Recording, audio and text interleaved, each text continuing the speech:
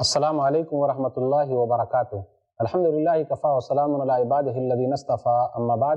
محترم خواتین و حضرات، پیغام تراویح کی اس نشست میں آپ حضرات کا استقبال ہے۔ آج کی نشست میں 18ویں پارے کا پیغام آپ لوگوں کے سامنے ہے۔ اعوذ باللہ من الشیطان الرجیم، بسم اللہ الرحمن الرحیم۔ قد افلح المؤمنون۔ 18ویں پارے کے اندر 2 صورتیں مکمل ہیں اور ایک سورہ کی شروع کی 20 آیتیں ہیں۔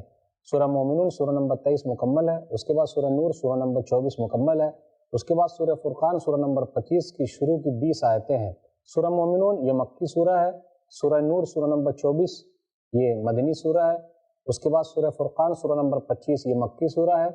تو پہلے سورہ مومنون، اس سورہ کا نام اس لیے رکھا گیا کہ اس کی پہلی ہی آیت میں آیا قد افلح المؤمنون، ایمان والے کامیاب ہو گئے، مومنین کامیاب ہو گئے۔ کون سے کامیاب ہو گئے؟ الذین هم فی صلاتہم خاشعون، جو اپنی نماز میں خشوع خضوع اختیار کرتے ہیں۔ لگ بھگ 7 چیزوں کا تذکرہ ہوا کہ نیک لوگ کیسے ہیں، ایمان والے کیسے ہیں۔ وہ لوگ بیکار کی باتوں سے دور رہتے ہیں، وہ لوگ زکوٰۃ ادا کرتے ہیں، اپنی شرمگاہوں کی حفاظت کرتے ہیں، امانتوں کا عہد و پیمان کا خیال رکھتے ہیں اور نماز کی حفاظت کرتے ہیں۔ نماز کی حفاظت کیسے ہوگی؟ اس کے لیے فکر کرنی پڑے گی۔ الذین یرثون الفردوس هم فیہا خالدون، تو یہی لوگ ہیں جن لوگوں کے لیے جنت الفردوس ہے۔ اب اس کے بعد انسان کے بارے میں کہا گیا کہ اللہ تعالیٰ نے انسان کو کیسے پیدا کیا ہے۔ نطفے کی شکل میں ہے، جمع ہوا خون ہے، لوتھڑا ہے، پھر اس کے بعد اللہ نے ہڈی بنائی، اس کے اوپر گوشت چڑھا دیا۔ فتبارک اللہ احسن الخالقین، تو اللہ کی ذات بابرکت ہے، وہ بہترین پیدا کرنے والا ہے۔ اس کے بعد اللہ تعالیٰ نے اپنی نشانیوں کا تذکرہ کیا، یہ کہا کہ درخت جو ہے وہ اللہ تعالیٰ کی نشانیوں میں سے ہے۔ پھر اس کے بعد یہ بیان کیا جا رہا ہے نبیوں کے واقعات شروع ہو گئے۔ نوح علیہ السلام اور ان کی قوم کا تذکرہ ہے۔ ما ھذا الا بشر مثلکم یرید ان یتفضل علیکم، نہیں ہے مگر یہ تم جیسے انسان اور تم پر یہ برتری چاہتے ہیں۔ پچھلے والے لوگوں نے اپنے نبی کے بارے میں یہ گمان رکھا کہ یہ بشر ہے۔ انبیاء علیہ السلام بشر ہیں، انسانوں میں سے ہے اور انسانوں کی رشد و ہدایت کے لیے اللہ تعالیٰ نے ان کو بھیجا ہے۔ ان کی قوم نے یہ کہا، وہ چاہتے ہیں کہ ان کو تم لوگوں پر فضیلت حاصل ہو جائے۔ جب ان لوگوں نے نہیں مانا تو اللہ نے کیا کہا؟ کشتی بنانے کا حکم دیا، اور جو ایمان والے تھے ان کو کشتی میں انہوں نے سوار کر لیا۔ چند لوگ تھے، کہا جاتا ہے 80 لوگ تھے یا 90 لوگ تھے۔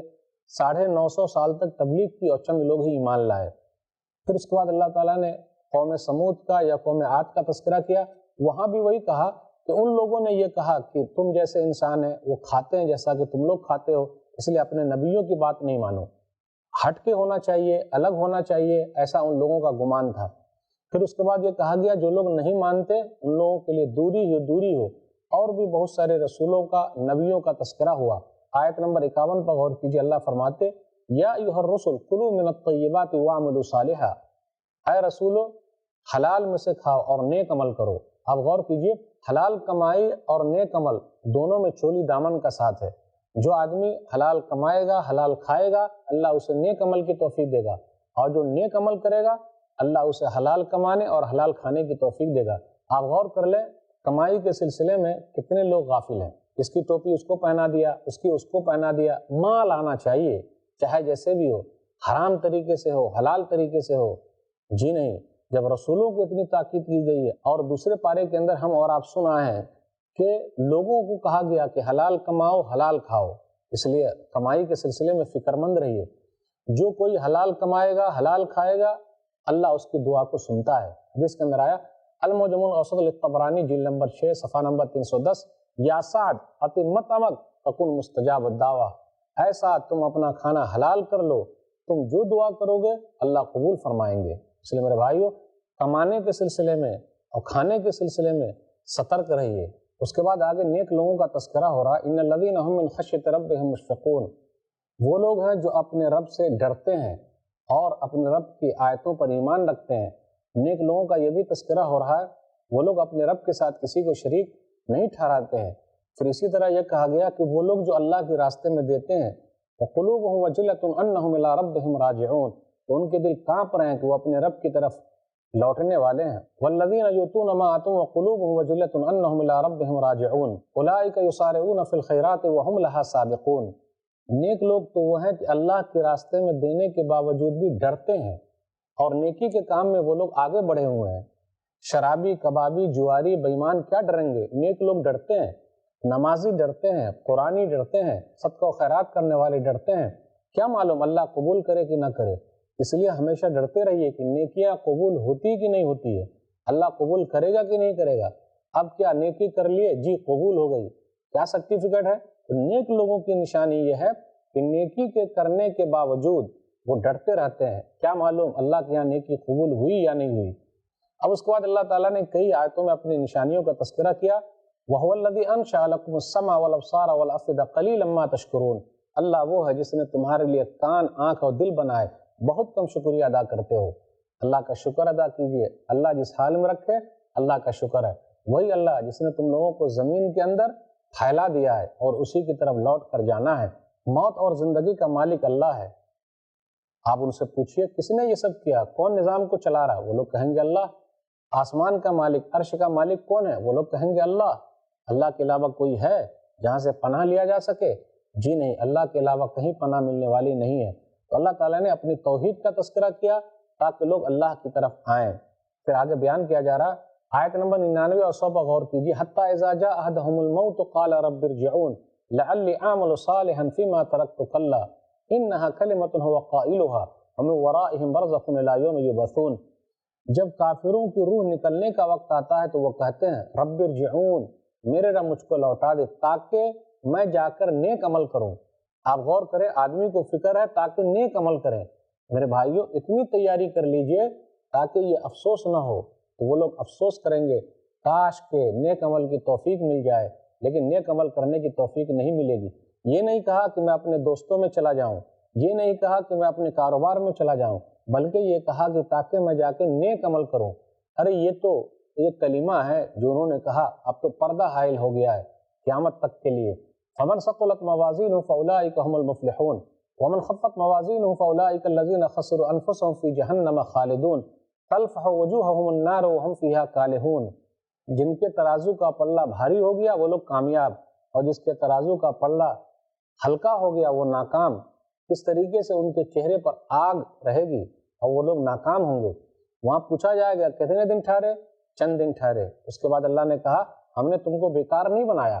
افحسبتم انما خلقناکم عبثا وانکم الینا لا ترجعون۔ کیا تم لوگوں نے یہ گمان کر رکھا کہ ہم نے تم لوگوں کو بیکار بنایا اور ہماری ہی طرف لوٹ کر آنا ہے؟ اب غور کر لیجئے، دنیا کی کوئی بھی چیز بیکار نہیں بنی ہے۔ کیا قلم کو بیکار بنایا گیا ہے؟ قلم کا کام ہے لکھنا۔ کوئی بھی چیز لے لیجئے مقصد کے لیے بنائی گئی ہے۔ تو ہم اور آپ جو پیدا ہوئے ہیں اس لیے نہیں کھائے پیے جوان ہو گئے بوڑھے ہو گئے مر گئے، جی نہیں، اللہ نے پیدا کیا۔ وما خلقت الجن والانس الا لیعبدون، سورہ زاریہ سورہ نمبر 51 آیت نمبر 56۔ ہم نے جناتوں اور انسانوں کو اپنی عبادت کے لیے پیدا کیا ہے۔ تو ایسا نہیں ہے کھاؤ پیو عیش کرو اور دنیا سے چلے جاؤ، بیکار ہے نہ، کسی بھی چیز کو اللہ نے بیکار نہیں بنایا ہے۔ آخری آیت، آیت نمبر 118، وَقُلْ رَبِّ اغْفِرْ وَارْحَمْ وَأَنْتَ خَيْرُ الرَّاحِمِينَ۔ آپ کہہ دیجئے میرے رب تو معاف فرما، رحم کر، تو بہترین رحم کرنے والا ہے۔ اس کے بعد سورہ نور سورہ نمبر 24 ہے۔ نور کا معنی روشنی، اللہ نور السماوات والارض۔ اس سورہ کے اندر آیت کا ایک حصہ ہے کہ آسمان و زمین کی روشنی اللہ ہی ہے۔ یہ سورہ مدنی ہے۔ قرآن کریم کے اندر 3 صورتیں ایسی ہیں جس میں عورتوں کے مسائل زیادہ بیان کیے گئے ہیں۔ سورہ نساء سورہ نمبر 4، 4 کے بعد 24، سورہ نور سورہ نمبر 24، اس کے بعد سورہ احزاب سورہ نمبر 33۔ عورتوں کے مسائل بیان کیے گئے ہیں۔ خواتین کو چاہیے کہ ان تینوں صورتوں کی تلاوت کرے، ان کے معنی بغور کرے۔ سلف صالحین اپنی بیٹیوں کو یہ صورتیں یاد کرایا کرتے تھے اور ان سے کہتے تھے کہ وہ غور و فکر کریں۔ بسم اللہ الرحمن الرحیم، سورۃ انزلناہا، یہ سورہ ہم نے نازل کیا۔ کئی مسائل اس کے اندر بیان کیے جا رہے ہیں۔ الزانیۃ والزانی فاجلدوا کل واحد منہما 100 جلدہ، زنا کرنے والی عورت اور زنا کرنے والے مرد اگر شادی شدہ نہیں ہے 100 کوڑے لگائے جائیں گے۔ پھر اس کے بعد اگر شادی شدہ ہیں تو آدمی کو پتھر مار مار کر ہلاک کر دیا جائے گا، پتھر مار مار کر عورت کو ہلاک کر دیا جائے گا۔ اگر یہ قانون دنیا میں نافذ ہو جائے، دنیا میں آ جائے، اور جہاں بھی نافذ ہے وہاں شانتی بنی ہوئی ہے، تو لوگ زنا نہیں کریں گے۔ بڑے افسوس کے ساتھ کہنا پڑتا ہے نکاح آسان زنا مشکل۔ میرے بھائیو نکاح کو عام کرو تاکہ زنا جو ہے وہ مشکل ہو جائے، اور جو کوئی بھی اس لت میں پڑا ہوا ہے اسے بچنا چاہیے، ڈرنا چاہیے۔ اللہ کا قانون بہت سخت ہے۔ عزت و آبرو پر کوئی حملہ کر دے؟ دیکھ ہی رہے ہیں کس طریقے سے زناکاری بڑھ رہی ہے، زور زبردستی بڑھ رہی ہے، دنیا کے اندر ریپ کیس بڑھ رہے ہیں۔ اسلام کے اس قانون کو لایا جائے تو خود دنیا والوں کا فائدہ ہے، سماج کا فائدہ ہے، سوسائٹی کا فائدہ ہے۔ آگے بیان کیا گیا حد قذف کیا ہے، یعنی کسی پر الزام لگائیں گے تو کیا ہے الزام لگانا؟ کوئی بھی الزام لگا دے، پاک دامن عورت پر الزام لگا دے، بھولی والی عورت پر الزام لگا دے، الزام لگانا صحیح نہیں ہے۔ کبھی کبھی ساس الزام لگا دیتی ہے بہو پر، گھر کے اندر کے لوگ الزام لگا دیتے ہیں، تہمت لگا دیتے ہیں، فلانی کا فلانے سے چکر ہے۔ جی نہیں، گواہی دینی پڑے گی، گواہ پیش کرنا پڑے گا۔ جو الزام لگاتے ثم لم یاتوا باربعۃ شہداء اور 4 گواہی نہیں پیش کر سکتے، کہا جا رہا ہے فجلدوہم 80 جلدہ، 80 کوڑے مارو، اس کی گواہی قبول نہیں کی جائے گی۔ اور اگر اس نے توبہ استغفار کر لیا تو اللہ تعالیٰ معاف کرنے والا ہے۔ اب اس کے بعد لعان کا ذکر ہے۔ لعان کہتے ہیں کہ شوہر نے اپنی بیوی کو غلط کام کرتے ہوئے دیکھا، اس کام کے لیے اکیلا وہی گواہ ہے، کوئی اور گواہ نہیں ہے، تو 4 مرتبہ وہ قسم کھائے گا، کیونکہ 4 کی گواہی دینی تھی، 4 گواہ ہونا چاہیے تھا، وہ بھی اس حالت میں کہ جس طریقے سے کنویں کے اندر ڈول چلا جاتا ہے، جس طریقے سے سرمے دانی میں سلائی جاتی ہے، آدمی اس حالت میں دیکھے۔ تو یہ بیان کیا جا رہا 4 گواہ نہیں ہے، تو آدمی 4 مرتبہ قسم کھائے گا اور کہے گا کہ وہ سچا ہے، اور 5ویں مرتبہ قسم کھا کے کہے گا اگر وہ جھوٹا ہے تو اللہ کی لعنت۔ عورت جو ہے 4 مرتبہ قسم کھائے گی کہ وہ آدمی جو ہے جھوٹا ہے، اور 5ویں مرتبہ کہے گی کہ اگر وہ سچا ہے تو اللہ کا غضب نازل ہو۔ اس کے بعد دونوں میاں بیوی الگ ہو جائیں گے۔ اس کے بعد آیت نمبر 11 سے 10 آیتوں کا واقعہ افک کا تذکرہ ہے۔ واقعہ افک کیا ہے؟ نبی صلی اللہ علیہ وسلم کی بیوی مومنوں کی ماں عائشہ رضی اللہ تعالیٰ عنہ پر منافقوں نے الزام لگا دیا۔ منافقوں کے سردار عبداللہ بن ابی بن سلول نے الزام لگایا، تہمت لگایا، جب نبی کا گھرانہ محفوظ نہیں ہے دوسرے کا گھرانہ کیسے محفوظ ہو سکتا ہے؟ کس ناحیے سے کہ نبی صلی اللہ علیہ وسلم کو تکلیف دی، پریشان کیا۔ الزام یہ لگا دیا عائشہ رضی اللہ تعالیٰ عنہ کا ہار گم ہو گیا، وہ اپنے ہار کو تلاش کرنے گئی، اونٹنی کو کچھ لوگ یہ سمجھ کے لے آئے کہ آپ ان کے اندر بیٹھی ہوئی ہیں، جبکہ آپ ہار تلاش کرنے کے لیے گئی تھی۔ ام المومنین عائشہ رضی اللہ تعالیٰ عنہ جب آئیں تو دیکھا سب لوگ جا چکے ہیں قافلے والے۔ صفوان بن معطل رضی اللہ تعالیٰ عنہ کا کام یہ تھا کہ جو بچ جائے اس کو لے کر آئے، تو دیکھا ام المومنین عائشہ رضی اللہ تعالیٰ عنہ اپنی اونٹنی آگے بڑھائی اور ان کو لے کر مدینہ آ گئے۔ تو منافقوں کے سردار عبداللہ بن ابی بن سلول نے دیکھا تو کہا اچھا پیچھے رہ گئی ہیں، کچھ تو ہے، نعوذ باللہ، نبی صلی اللہ علیہ وسلم کو پریشان کیا۔ ام المومنین عائشہ رضی اللہ تعالیٰ عنہ پر الزام لگایا۔ صادق و مصدوق صدیقہ بنت صدیق کے لیے، صادق و مصدوق کی بیوی یعنی نبی صلی اللہ علیہ وسلم کی بیوی، ہم مومنوں کی ماں صدیقہ بنت صدیق کے لیے اللہ تعالیٰ نے 10 آیتیں اتار دی اور کہا یہ پاک دامن عورت ہے، اور ہمیشہ کے لیے قیامت کی صبح تک یہ آیتیں پڑھی جاتی رہے گی کہ لوگوں نے الزام لگایا، پریشان کیا تھا۔ ان الذین یحبون ان تشیع الفاحشۃ فی الذین آمنوا لهم عذاب علیم فی الدنیا والآخرہ واللہ یعلم وانتم لا تعلمون۔ جو لوگ چاہتے ہیں کہ ایمان والوں میں برائی پھیلے ان کے لیے دردناک عذاب ہے۔ ابو بکر صدیق رضی اللہ تعالیٰ عنہ نے قسم کھا لیا کیونکہ 3 مسلمان بھی شامل ہو گئے تھے کہ ہو سکتا ہے ایسا ہو، جس میں سے مصطح بن اساسہ تھے رضی اللہ تعالیٰ عنہ، خالہ زاد بھائی تھے ابو بکر صدیق کے۔ انسانی فطرت ہے کہ بیٹی پر الزام لگایا، ان کی دیکھ بھال کرتے تھے۔ آیت نمبر 22 میں وَلَا يَأْتَلِ أُولُو الْفَضْلِ مِنْكُمْ وَالسَّعَةِ أَنْ يُؤْتُوا أُولِي الْقُرْبَى وَالْمَسَاكِينَ وَالْمُهَاجِرِينَ فِي سَبِيلِ اللَّهِ وَلْيَعْفُوا وَلْيَصْفَحُوا وَلَا تُحِبُّونَ أَن يَغْفِرَ اللَّهُ لَكُمْ وَاللَّهُ غَفُورٌ رَحِيمٌ۔ کیا ہو گیا مالداروں کو، فضل والوں کو قسم کھا لیے کہ وہ رشتہ داروں کو نہیں دیں گے، کہ ان کو تو دینا ہے، میں ترجمانی کر رہا ہوں، معاف کرو، درگزر کرو۔ جب یہ آیت اتری ابو بکر صدیق رضی اللہ تعالیٰ عنہ نے کہا کیوں نہیں، اور انہوں نے معاف کر دیا اور مصطح بن اساسہ پر مال خرچ کرنے لگے۔ آپ غور کریں، آپ کی بیٹی پر اگر کوئی الزام لگا دے تو کیا دوبارہ مال دیں گے؟ لیکن یہی تو ہے ایمان والوں کی حالت، الزام لگایا، تہمت لگائے، چلو بھائی معاف۔ ہماری زندگی میں اگر یہ آ جائے معاف معاف، بہت سارے کیس حل ہو جائیں گے۔ آگے آیت نمبر 24 میں غور کیجئے، یوم تشہد علیہم السنتہم وایدیہم وارجلہم بما کانوا یعملون۔ قیامت کے دن پاؤں، ہاتھ، زبان گواہی دیں گے جو لوگ کرتے تھے۔ گویا کہ اللہ تعالیٰ نے ہم لوگوں کے اندر CCTV کیمرہ لگا دیا ہے، ہاتھ کہاں کہاں چل رہے ہیں، کون سا بٹن دب رہا ہے، پیر سے کہاں جا رہے ہیں، زبان سے کیا بول رہے ہیں۔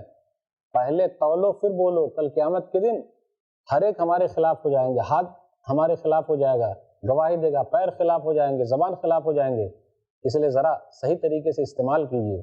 آگے بیان کیا جا رہا ہے کسی کے گھر پہ جاؤ تو سلام کر کے داخل ہو۔ اس کے بعد آیت نمبر 30 میں اور آیت نمبر 31 میں ہے، اس کے بعد آیت نمبر 30 میں اور آیت نمبر 31 میں ہے قُلْ لِلْمُؤْمِنِينَ يَغُضُّوا مِنْ أَبْصَارِهِمْ وَيَحْفَظُوا فُرُوجَهُمْ، آپ مومنوں سے کہیے نگاہیں نیچی رکھے، شرمگاہوں کی حفاظت کرے۔ مردوں کو پہلے حکم ہے نگاہیں نیچی رکھے، شرمگاہوں کی حفاظت کرے۔ نگاہ جو ہے وہ شیطان کا زہریلا تیر ہے، نگاہ اٹھی، مسکرائے، پھر اسی طریقے سے وعدہ، ملاقات اور غلط کام، شرمگاہوں کی حفاظت کرے۔ پھر آگے کہا جاتا ہے وَقُلِ الْمُؤْمِنَاتِ يَغْضُضْنَ مِنْ أَبْصَارِهِنَّ وَيَحْفَظْنَ فُرُوجَهُنَّ، آپ مومنہ عورتوں سے کہیے نگاہیں نیچی رکھیں اور اپنی شرمگاہوں کی حفاظت کریں۔ تو مردوں کو چاہیے اپنی نگاہ کی حفاظت کرے۔ ارے نگاہ اٹھا کے چلیں گے تو ایمان کا خطرہ، نگاہ کو نیچے کر کے چلیں گے تو جان کا خطرہ، اس لیے بیچ والا فائدہ اٹھا لیتے ہیں۔ جی نہیں، اللہ دیکھتا ہے، ترچھی نگاہ کدھر جا رہی اللہ کو معلوم ہے۔ عورتوں سے بھی کہا گیا نگاہیں نیچی رکھے، شرمگاہوں کی حفاظت کریں۔ اب آگے بیان کیا جا رہا ہے کہ اگر زیب و زینت کا اظہار ہو جائے تو کوئی حرج کی بات نہیں، شوہر کے سامنے، باپ کے سامنے، سسر کے سامنے، بیٹے ہیں، بھتیجے ہیں، بھانجے ہیں، اس کا تذکرہ عورتیں ہیں۔ پھر آگے کہا جا رہا ہے وَلَا يَضْرِبْنَ بِأَرْجُلِهِنَّ لِيُعْلَمَ مَا يُخْفِينَ مِنْ زِينَتِهِنَّ، اپنے پاؤں کو مار کر کے نہیں چلنا تاکہ زیب و زینت ظاہر ہو جائے۔ اس لیے جو عورت ٹک ٹک آواز والی چپل استعمال کرتی ہے بچنا چاہیے، لمبی ہیل والی چپل استعمال کرتے جس سے آواز آتی رہے، لوگوں کی نگاہیں اٹھے، بچنا چاہیے۔ بھئی پردہ اس لیے تاکہ زیب و زینت کو چھپایا جائے، اگر پردے سے زیب و زینت ظاہر ہو رہا ہے تو ایسے پردے کے اوپر ایک پردہ اور لگا لیجئے، ایسے برقعے کے اوپر ایک برقع اور پہن لیجئے۔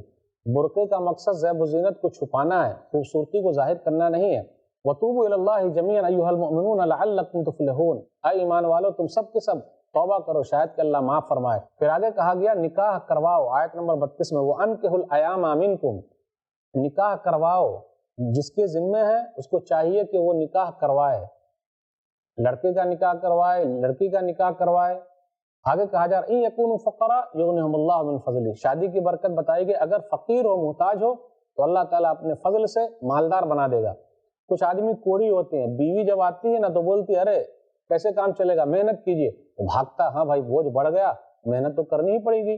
آیت نمبر 35 میں اللہ نور السماوات والارض، آسمان و زمین کا نور اللہ ہی ہے، اللہ ہی کی وجہ سے پوری کائنات جگمگا رہی ہے۔ آسمان و زمین کے اندر جتنی بھی چیزیں اللہ کی تسبیح بیان کر رہی ہے، اللہ نے اپنے مخلوقات کے بارے میں کہا وَاللَّهُ خَلَقَ كُلَّ دَابَّةٍ مِّن مَّاءٍ فَمِنْهُم مَّن يَمْشِي عَلَىٰ بَطْنِهِ وَمِنْهُم مَّن يَمْشِي عَلَىٰ رِجْلَيْنِ وَمِنْهُم مَّن يَمْشِي عَلَىٰ أَرْبَعٍ، پانی سے پیدا کیا، پیٹ کے بل چل رہے ہیں، پھر اسی طرح 2 پیر پہ چل رہے ہیں، 4 پیر پہ چل رہے ہیں، اللہ کی مخلوق ہے۔ آیت نمبر 55 میں غور کیجئے وعد اللہ الذین آمنوا منکم وعملوا الصالحات لا يستخلفنهم في الارض كما استخلف الذین من قبلهم وَلَيُمَكِّنَنَّ لَهُمْ دِينَهُمُ الَّذِي ارْتَضَىٰ لَهُمْ وَلَيُبَدِّلَنَّهُم مِّن بَعْدِ خَوْفِهِمْ أَمْنًا يَعْبُدُونَنِي لَا يُشْرِكُونَ بِي شَيْئًا وَمَن كَفَرَ بَعْدَ ذَٰلِكَ فَأُولَٰئِكَ هُمُ الْفَاسِقُونَ۔ اللہ نے وعدہ کر رکھا ہے مومنوں سے، نیک عمل کرنے والوں سے کہ اللہ زمین کا خلیفہ بنائے گا، جس طریقے سے دوسرے لوگوں کو بنایا تھا۔ پھر اسی طریقے سے اللہ تعالیٰ دین کو پسند کر کے راضی ہو گیا، اللہ تعالیٰ خوف کو شانتی میں بدل دے گا۔ آپ غور کریں، اللہ تعالیٰ خلیفہ بناتا ہے، کہا گیا آگے میری ہی عبادت کرو اور میرے ساتھ کسی کو شریک نہ ٹھہراؤ۔ پھر آگے کہا جا رہا ہے رسول کی اطاعت کرو شاید کہ اللہ تم پر رحم فرمائے۔ اب اس کے بعد اجازت لینے کے بارے میں ہے، نابالغ کو چاہیے کہ وہ اجازت لے گھر کے اندر جائے۔ اجازت لے کے جانے کا کیا ہے؟ جیسے فجر کے وقت جانا ہے، قیلولہ کے وقت جانا ہے، عشاء بعد جانا ہے، تو گھر کے اندر جب جائیں تو اجازت لے کے جائیں تاکہ عورتیں جو ہے وہ سترک ہو جائیں۔ پھر آگے بیان کیا جا رہا ہے کہ ایک ساتھ رہو، کھاؤ پیو، حرج کی بات نہیں، گھر پہ جاؤ تو سلام کرو چاہے کوئی رہے یا نہ رہے۔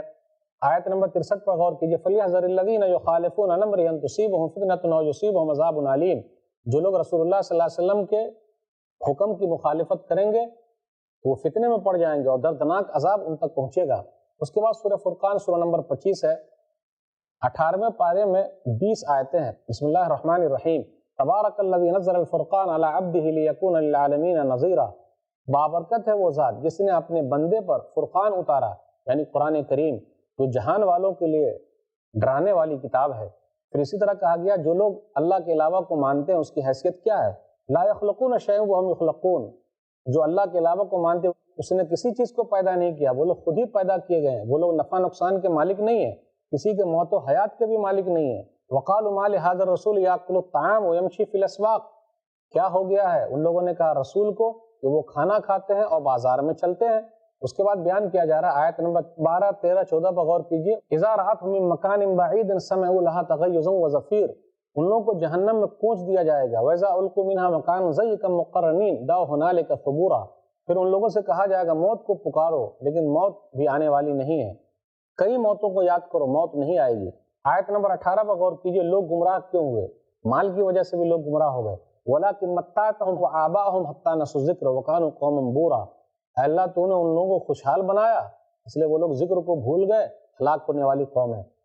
کفار مکہ کا اعتراض یہ تھا کہ یہ رسول کیسے ہیں، بازار میں چلتے ہیں، کھانا کھاتے ہیں، تو اللہ نے کہا تمام رسول ایسے ہی گزرے ہیں۔